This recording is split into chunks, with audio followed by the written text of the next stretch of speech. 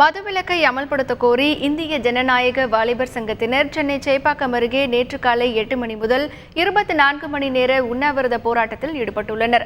மதுவிலக்கை அமல்படுத்த கோரி இந்திய ஜனநாயக வாலிபர் சங்கம் மற்றும் இந்திய மாணவர் சங்கமும் இணைந்து சென்னை சேப்பாக்கம் விருந்தினர் மாளிகை முன் உண்ணாவிரத போராட்டத்தை நேற்று காலை 8 மணிக்கு தொடங்கினர்.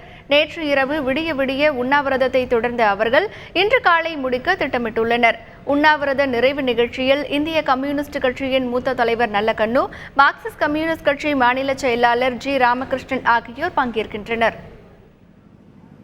இந்திய ஜனநாயக வாலிபர் சங்கமும் இந்திய மாணவர் சங்கமும் இன்றைய தினம் தமிழகம் முழுவதும் 24 மணி நேரம் சாராயம் இல்லாத தமிழகத்தை உருவாக்க கோரி 200 மையங்களில் உண்ணாநோன்பு போராட்டத்தை நடத்தி கொண்டிருக்கிறோம்.